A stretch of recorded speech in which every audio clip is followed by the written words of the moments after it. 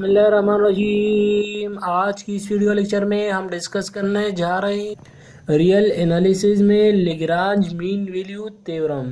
तो Lagrange mean value theorem भी बहुत ही इम्पोर्टेंट है। लास्ट लेक्चर में मैंने आपको रोल थ्योरम की पूरी कंसेप्ट बता दी। आज हम जाएंगे लेग्रांज मीन वैल्यू थ्योरम। यहाँ पर ये बात याद रखना कि हमारे पास कोई भी अगर लेग्रांज मीन वैल्यू थ्योरम के लिए हम चेक करेंगे, अगर कोई हमारे पास ऐसा फंक्शन आ जाए जहाँ पर इंटरवल के एंड पॉइंट पर F of A not equal to F of B satisfy नहीं होता, F of A not equal to F of B satisfy नहीं होता, तो इसके लिए हम एक थ्योरम अप्लाई करेंगे जिसका नाम है लेग्रांज मीन वैल्यू थ्योरम। तो अगर ये सेटिस्फाई नहीं करता तो इसके लिए एक थ्योरम आ गया। तो ये हमारे पास क्या है, लेग्रांज मीन वैल्यू थ्योरम। और वही स्टेटमेंट है, कंटिन्यूस होना चाहिए, एफ ऑफ एक्स डिफरेंशिएबल होना चाहिए। तो वहाँ पर एक पॉइंट होगा सी होगा, तो यहाँ पर सी हमने ले लिया F of dash of C. और इसका जो असल फॉर्म होता है वो हमारे पास F of B minus F of A divide by B minus A, ये इसी का असल स्टेटमेंट होता है। समझ गए, ये इसका मैथमेटिकली फॉर्म है। यहाँ पर अगर इन पॉइंट पर ज़ीरो पुट कर दें तो अगर ये दोनों ज़ीरो हो जाए तो डायरेक्टली एफ डैश ऑफ सी क्या हो जाएगा, ज़ीरो के बराबर आ जाएगा। तो ये बात याद रखना। तो डायरेक्टली हम कहाँ से कहाँ तक जाएंगे, अगर F dash of C zero के बराबर आ गया तो ये बात हो गया कि ये हमारे पास फिर रोल थ्योरम बन गया। समझ गए। तो अगर ये दोनों एंड पॉइंट ज़ीरो हो गए तो इसके लिए फिर हम रोल थ्योरम अप्लाई करेंगे। प्रूफ में क्या है, तो प्रूफ में हम एक एफ ऑफ एक्स फंक्शन लेंगे और वो ऐसा लेंगे कि हमारे पास एक दो फंक्शन लेंगे। एफ ऑफ एक्स के अंदर हमारे पास दो फंक्शन हम डिफाइन करेंगे, एक एफ ऑफ एक्स और दूसरा एक्स फंक्शन। और हम कहेंगे कि ये दोनों जो फंक्शन है हमने जो लिए हैं वो हमारे पास क्या है, डिफरेंशिएबल फंक्शन है और कंटिन्यूस भी है। तो यहाँ पर मैंने इन दोनों का मजमुआ ले लिया और इसके साथ मैंने कांस्टेंट भी ले लिए। समझ गए, कांस्टेंट, ये कांस्टेंट हम इसको के साथ लिख सकते हैं। तो यहाँ पर हमने दो कांस्टेंट ले लिए, ए और बी ले लिया, और एफ ऑफ एक्स और एक्स हमारे पास वही फंक्शन मैंने ऐड कर दिया। तो इसका सम मैंने ले लिया और इसके साथ मैंने सिर्फ वही दो फंक्शन ले लिए। अब अगर वो ये हमारे पास जो फंक्शन दोनों दिए गए हैं वो क्या है, डेराइवेबल है, यानी डेराइवेटिव इसका एग्जिस्ट कर रहा है। तो इसका डेराइवेटिव अगर हम ले लें तो एफ ऑफ एक्स डैश हो जाएगा और बी, और इसका डेराइवेटिव क्या है, वन है, तो ये हमारे पास A F of X dash आ जाएगा प्लस बी आ जाएगा। तो अगर हम ये बात कह सकते हैं कि ये हमारे पास एफ ऑफ एक्स डैश होगा तो यहाँ पर हमारे पास भी वही डेराइवेबल वैल्यू होगा। तो अगर हमारे पास ये कंडीशन रोल थ्योरम के सेटिस्फाई करता है तो यहाँ पर हमारे पास सी कोई वैल्यू होगा वहाँ पर एग्जिस्ट करेगा, अगर रोल्स मीन वैल्यू थ्योरम को सेटिस्फाई करता है। तो मैं सपोज करता हूँ कि रोल थ्योरम को सेटिस्फाई करता है और एक डैश ऑफ सी पर इसका डेरिवेटिव क्या है, ज़ीरो है। इसका मतलब क्या हुआ कि जो वैल्यू है ये एक्स, इसको हम सपोज करेंगे सी के ज़रिए। मैंने सपोज कर दिया एफ डैश ऑफ सी हो गया प्लस बी अपनी जगह पर आ गया। अब क्या करेंगे, तो F dash of C equal to F of dash C है, तो इसको मैंने अपनी जगह पर छोड़ दिया और लास्ट में क्या है, ज़ीरो है। तो बी को वहाँ ले जाओ तो माइनस बी हो जाएगा, और यहाँ ए मल्टीप्लिकेशन में जो डिवाइड करेंगे तो डिवाइड बाई ए आ जाएगा।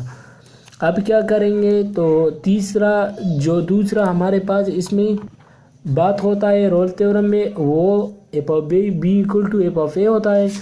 तो यहाँ पर हम सपोज करते हैं कि अगर ये दोनों इक्वल है, तो जब ये इक्वल हो एफ ऑफ बी के लिए, यानी यहाँ पर हमारे पास एफ ऑफ एक्स था, दोनों एक्स फॉर्म में थे, तो F of X plus B of X है, तो यहाँ पर F of A plus B of A करेंगे। पहले ए के लिए, बी के लिए अगर ए के लिए करेंगे तो एफ ऑफ ए आ जाएगा और F of A plus F of B of A आ जाएगा। तो यहाँ पर मैंने दोनों लिख लिए। अगर एंड पॉइंट पर इसकी वैल्यू क्या है, सेम है। तो इस बात का मतलब क्या हुआ कि हमारे पास यहाँ पर अगर दोनों पॉइंट्स मौजूद हो तो यहाँ पर हमारे पास अगर ए एफ ऑफ ए है यहाँ पर और बी और बी ऑफ बी है, तो अगर मैं इन दोनों पॉइंट को वहाँ ले जाऊँ तो यहाँ पर हमारे पास बी इन दोनों में कॉमन आएगा, इस तरह ए एफ ऑफ ए है, तो अगर मैं इसको यहाँ ले आऊँ तो ये हमारे पास ए यहाँ पर दोनों में कॉमन हो जाएगा, एफ ऑफ बी हमारे पास माइनस एफ ऑफ ए के बराबर आ जाएगा, यानी यहाँ पर एफ ऑफ ए है तो ये आ जाएगा। इस तरह बी इन दोनों में कॉमन है तो बी माइनस ए आ जाएगा, ए माइनस बी आ जाएगा, समझ गई, यानी ये माइनस हो जाएगा तो इसलिए मैंने लिख दिया। अब ये वैल्यू ए यहाँ पर ज़्यादा है तो मैंने उसको यहाँ पर ले आया, माइनस बी बाई ए आ गया और ये अपनी जगह पर आ गई, और यहाँ से मैंने माइनस कॉमन कर दी ताकि हमारे पास जो गिवन है ये value F of B minus F of A है, ताकि इस तरह बन जाए, समझ गए। अब क्या करेंगे, तो यहाँ पर हमारे पास ये वैल्यू आ गई है। यहाँ पर मैं इस तरह लिख सकता हूँ कि माइनस बी बाय ए जो वैल्यू है वो मैं अगर उसको वहाँ ले जाऊँ, बी माइनस ए है यहाँ पर डिवाइड कर दूँ तो बी माइनस ए यहाँ पर कैंसिल हो जाएगा तो वहाँ ले जाएगा तो बी माइनस ए आ गया।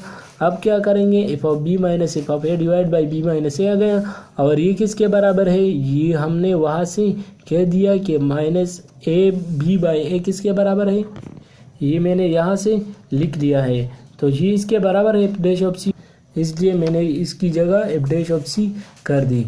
तो आज हमने ये वाला थ्योरम ख़त्म कर दी। तो यहाँ पर मैं आपको इसका ज्योमेट्रिकल मीनिंग बताता हूँ कि इसका ज्योमेट्रिकल मीनिंग क्या होगा। इसका ज्योमेट्रिकल मीनिंग ये होगा कि हमारे पास यहाँ पर पी पॉइंट है और यहाँ पर ए बी पॉइंट इसी फॉर्म में होगी, क्योंकि यहाँ पर हमारे पास एफ ऑफ ए जो हमने जो 2 पॉइंट दिए हैं यहाँ पर F of A not equal to F of B हमने लिया था। तो अगर हम यहाँ पर देख ले तो ये F of A not equal to F of B था, इसलिए मैंने थोड़ा इस तरह कर दी, समझ गए। ये बात याद रखना, मीन वैल्यू थ्योरम में अगर F of A equal to F of B हो गया तो ये बात याद रखना कि वो दोनों सेटिस्फाई नहीं करेंगे, एफ डैश ऑफ सी पे रोल थ्योरम बन जाएगा।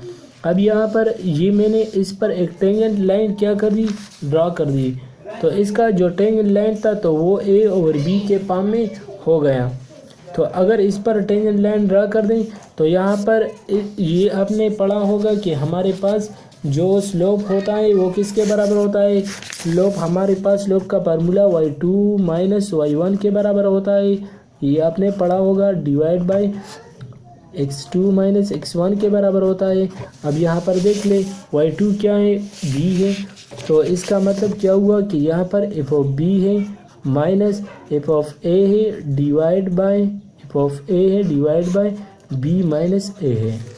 x2 माइनस x1 क्या है, यहाँ पर x2 माइनस x1 ये है। तो यहाँ पर हमने ज्योमेट्रिकली भी देख लिया, यहाँ पर अगर 3 पॉइंट हो जाए तो इसी के लिए भी वही पॉइंट होगा। तो आज हमने मीन वैल्यू थ्योरम को ख़त्म कर दी, समझ गए। यहाँ पर आपको एक एग्जांपल दिया गया है, verify Lagrange mean value theorem for the function, आपको फंक्शन दिया गया है और इसी इंटरवल में देखेंगे। सबसे पहले हम इन पॉइंट पर चेक करेंगे कि आया ये हमारे पास रोल थ्योरम को सेटिस्फाई करता है या नहीं। अगर 1 और 2 यहाँ पर पुट कर दें तो यहाँ पर हमारे पास ये उसको सेटिस्फाई करता है। 0 पर अगर आप चेक करें तो ये हमारे पास 0 बन रहा है। अगर 1 और 2 पर चेक कर दें तो ये हमारे पास 0 नहीं बन रहा है। तो इस बात का मतलब क्या हुआ कि ये जो गिवन फंक्शन है यानी ये वाला फंक्शन, इसको मैं एक्स क्यूब लिख सकता हूँ, यानी इन दोनों को मल्टीप्लाई कर दो तो एक्स स्क्वायर और minus 2x minus x minus 2 plus 2 आ जाएगा। इस तरह x के साथ मल्टीप्लाई कर देते हुए आ गए, समझ गए। तो क्लोज इंटरवल में इसके जो एंड पॉइंट है वो F of A not equal to F of B आता है, इसलिए हम कौन सा रूल अप्लाई करेंगे, लेग्रांज मीन वैल्यू थ्योरम। तो इसी बात से भी ये कह सकते हैं हमारे पास ये जो गिवन पॉइंट होता है एफ डैश ऑफ सी, इसका असल फॉर्म ये होता है लेग्रांज मीन वैल्यू थ्योरम। अब यहाँ पर हम इसका डेरिवेटिव अगर चेक कर दें तो वो अगर किसी पॉइंट पर डेरिवेटिव ले लें तो इसका डेरिवेटिव हमारे पास क्या होगा, देख ले 3x स्क्वायर का, तो ये हमारे पास इसका डेरिवेटिव हो गया। अब 1 और 2 भी यहाँ पर पुट कर दो, 0 पर तो 0 हो गया, 1 और 2 जब पुट करेंगे तो 3/4 आ जाएगा। तो 3/4 यहाँ पर अगर आप देख ले इस इंटरवल में 3/4 मौजूद है या नहीं, तो यहाँ पर ये हमारे पास मौजूद है। क्यों, क्योंकि 0 और 1/2 के दरमियान क्या क्या आता है, 0, इस तरह 1/3/2 आता है इसके दरमियान। आप चेक कर दे 3/4 इसके दरमियान में आता है नहीं आता, तो आप पूछ सकते हैं, समझ गए। यानी अगर आप डिवीजन फॉर्म पर कर दो 3/4 तो भी इस तरह हो सकता है। यानी 3 को 4 पर डिवाइड कर दो।